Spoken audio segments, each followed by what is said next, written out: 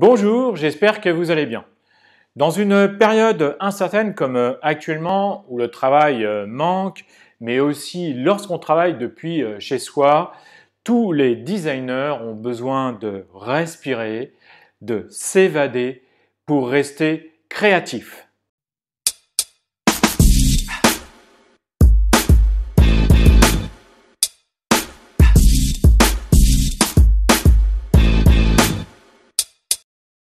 Bienvenue dans cette nouvelle vidéo.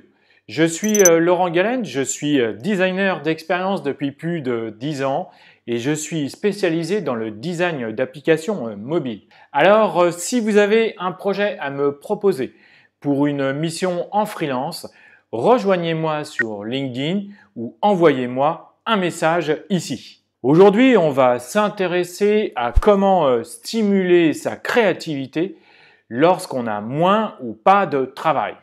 Certaines personnes associent souvent le designer à une personne créative et je pense que quelque part, elles ont raison.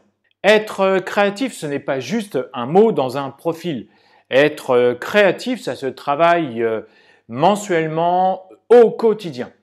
Et puis, être créatif, ça va vous permettre de garder une attitude positive, de rester actif toute la journée et puis surtout de viser des objectifs. Alors dans cette vidéo, je vais vous donner des opportunités pour s'améliorer professionnellement et peut-être inspirer les autres. Le point numéro 1, c'est de travailler sur son portfolio. Si ces derniers mois, vous avez travaillé sur des projets rémunérés, forcément, vous n'avez pas eu le temps de mettre à jour votre portfolio ou bien votre site web. Eh bien, c'est le moment idéal car aujourd'hui, vous avez plus de temps pour vous poser, pour réfléchir à ce que vous allez mettre en avant. Votre portfolio va vous permettre de donner une première impression à vos futurs visiteurs. Et bien entendu, s'ils sont intéressés par votre travail, votre démarche, alors ils vous contacteront plus facilement. Alors, quand je dis portfolio, ça ne s'adresse pas qu'aux UI designers, mais franchement à tous les designers. Étant donné que les prospects ne vous connaissent pas, le portfolio reste encore un élément important pour un designer. Ça depuis longtemps et je crois que ça va encore durer dans quelques années. Dans un portfolio, on ne met pas n'importe quoi. On ne met pas non plus tous ses travaux. Il faut bien entendu faire une sélection. Et pour choisir quel travaux vous allez mettre en avant, il faut se poser les bonnes questions en amont. Sur quelle discipline je me positionne? Sur quelles compétences techniques et ou design je veux montrer? À qui je m'adresse? Quel client? Vers quelle entreprise ou quelle industrie je veux m'adresser et à qui je veux parler? Il existe bien d'autres questions qu'on peut se poser et savoir réaliser un bon portfolio, ce n'est pas simple. Si aujourd'hui ou demain vous souhaitez créer ou bien mettre à jour votre site web, votre portfolio, eh bien je peux vous accompagner sur ce sujet en tant que coach. Je voudrais en fait partager mon expérience, mon savoir-faire avec vous. Alors c'est une nouvelle prestation que je voudrais inclure dans mon profil. C'est une nouvelle prestation que je voudrais aussi partager avec vous. C'est une nouvelle prestation. Je crois que c'est à peu près unique en France et cette prestation n'est pas gratuite. Si vous le souhaitez en savoir plus, je vous mets un lien dans la description de cette vidéo et vous pourrez m'expliquer votre besoin, vos attentes et me contacter directement aussi. Le point numéro 2, c'est le projet passion. Le projet passion, c'est votre projet le plus personnel que vous avez en fait toujours voulu réaliser, mais que vous n'avez jamais eu le temps de faire. Ça peut être lire des livres, suivre des conférences, suivre une formation spécifique, créer votre portfolio, organiser des entretiens, faire connaissance avec des personnes qui vous inspirent. Alors attention, qui dit souvent passion, dit émotion, frénésie, voire aveuglement. Donc attention, le projet passion peut être vraiment très chronophage. Il est donc nécessaire que de le définir et de s'imposer des limites. Alors, on peut se poser bien entendu des questions. Alors, quel est le but ultime du projet? Par exemple, capter de nouveaux clients, obtenir une nouvelle notoriété. Est-ce que c'est les deux? D'où viendra votre inspiration? Est-ce que c'est de d'autres créations, de d'autres cultures? Est-ce que votre projet peut être relié par exemple à une cause, à une communauté? Ça peut être vraiment très intéressant. Est-ce que votre projet est destiné à montrer en fait votre expertise? Est-ce que c'est une chance aussi d'explorer une discipline, une nouvelle méthode de conception que vous ne connaissez pas? Jusqu'où vous allez pousser aussi ce projet passion? Comment vous allez vous investir dedans au niveau personnel? Et puis enfin, une autre question, est-ce que vous serez seul dans ce projet passion ou est-ce que vous allez le développer à plusieurs? Et déjà, en répondant à toutes ces questions, vous allez apporter plus de clarté, plus de visibilité, plus de compréhension et donc plus de concret à votre projet passion. Et en se fixant des objectifs dans votre projet, ça sera forcément plus facile et votre projet aura plus de chances d'être terminé.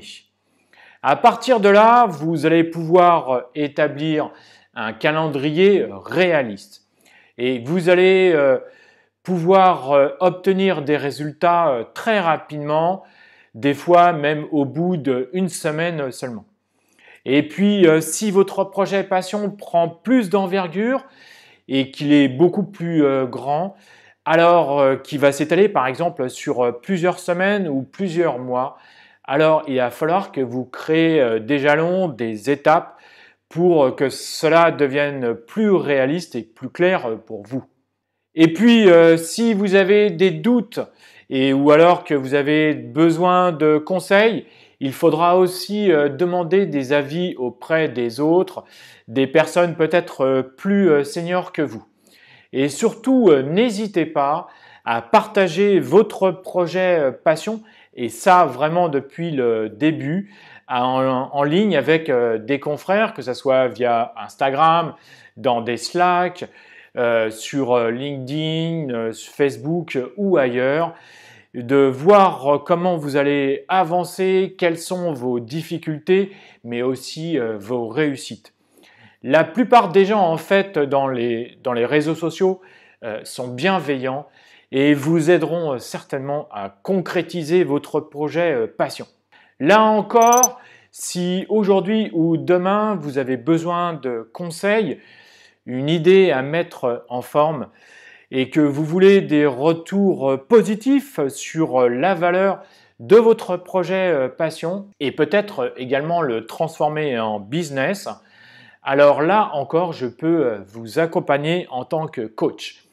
Ça fait toujours partie de ma nouvelle dimension de pouvoir vous aider au quotidien et de pouvoir vous suivre. Alors, comme je le disais tout à l'heure, si vous souhaitez en savoir plus, je vous mets donc un lien dans la description de cette vidéo où vous allez également m'expliquer votre besoin, vos attentes et pouvoir me contacter directement. Alors là, c'est l'une des meilleures choses que vous devez faire et que vous pouvez faire actuellement, c'est bien de reprendre contact avec vos anciens collègues et vos anciens clients. À vos anciens collègues, vous allez pouvoir leur dire que vous êtes toujours en activité, vous allez pouvoir vous confier sur vos difficultés, mais aussi parler de vos réussites. Ça fait toujours du bien au moral. Et puis, vous allez pouvoir échanger des encouragements et donc reprendre confiance en vous. Et puis, à vos anciens clients, vous allez pouvoir leur dire que vous êtes toujours en activité. Vous allez pouvoir leur proposer peut-être, leur dire que votre offre a changé depuis votre dernière collaboration et que vous êtes également disponible actuellement. Enfin, vous allez pouvoir peut-être aussi leur proposer des tarifs promotionnels, étant donné qu'ils vous ont fait travailler plusieurs fois dans le passé et que eux peut-être rencontrent également des difficultés. Et peut-être même, pour terminer, peut-être même que vous allez pouvoir travailler ensemble sur une nouvelle offre, packager une nouvelle offre, une nouvelle proposition de valeur et qui vous inclura dedans. Ça pourra peut-être également vous remettre du boom au cœur. Alors attention, le point bien important, c'est surtout que vous devez bien énoncer tout ça dans un contrat et dans un bon de commande. Une autre façon de prendre contact, d'échanger, de ne pas rester seul, d'apprendre et donc de rester créatif, ce sont les webinars ou les webinaires. C'est donc une conférence en ligne qui réunit plusieurs personnes sur un même sujet. C'est vrai qu'il y en a eu beaucoup durant le confinement, qu'il y en a un peu moins en ce moment, surtout depuis après l'été, mais ces conférences continuent à être diffusées sur des plateformes comme Meetup, Eventbrite et bien d'autres. Alors, un conseil, essayez de privilégier un webinar où vous allez apprendre quelque chose, dans lequel vous serez actif, par exemple au cours d'un atelier. Ce sera en plus beaucoup plus ludique. Et puis surtout, ça sera beaucoup plus enrichissant pour vous. Vous allez pouvoir acquérir une méthode, l'adapter et la reproduire pour vous, votre public et donc vos clients plus tard. Ce qui est intéressant, c'est que vous allez pouvoir donc échanger en visio avec d'autres personnes qui sont dans votre cercle de connaissances, donc des designers, mais aussi d'autres personnes. Ça peut être des développeurs, ça peut être des chefs de projet, ça peut être des ingénieurs, des gens qui viennent du marketing. Et donc, finalement, vous allez pouvoir élargir votre cercle de connaissances et ça, c'est vraiment important. Tous les projets des clients ne vont pas jusqu'au bout, faute d'argent, de compétences ou alors une mauvaise gestion qui fait planter le projet, c'est patatras. Eh bien, c'est dommage car vous avez cru en ce projet et finalement vous avez un arrière-goût d'inachevé. Eh bien, il faut dire que ce type de projet qui a déraillé est un super terrain pour envisager de nouvelles possibilités créatives. Et je m'explique. En fait, il faut réussir à reprendre le projet depuis le début, de comprendre ce qui n'a pas fonctionné et de repartir sur une nouvelle approche pour obtenir de meilleurs résultats.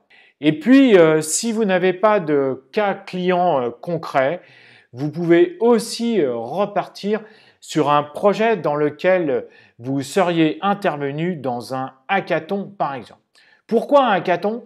Eh bien tout simplement les hackathons sont des formidables fourmilières d'idées. Il y a aussi beaucoup de projets qui n'aboutissent pas du tout et qui peuvent être très intéressants sur le plan de la conception, de la création. Bien entendu, pour ces deux cas, il faudra que vous demandiez le consentement pour réutiliser ces projets. Et toujours pareil, n'oubliez pas d'en parler autour de vous, de partager vos idées sur les réseaux sociaux, de faire appel à des collègues, à des personnes plus seniors que vous si vous ressentez le besoin pour échanger sur les opportunités et obtenir des conseils précieux. Et puis, quelque part, peut-être que vous pourriez relancer le projet et donc déboucher sur un nouveau business. L'humain n'aime pas le stress, il n'aime pas les situations inconnues, il n'aime pas les situations avec de la pression. L'humain aime sa zone de confort, qui est un endroit douillet, confortable, chaud. Finalement, c'est un endroit qui est agréable à vivre. Eh bien, aujourd'hui, il faut quitter tout ça. Adieu à votre zone de confort.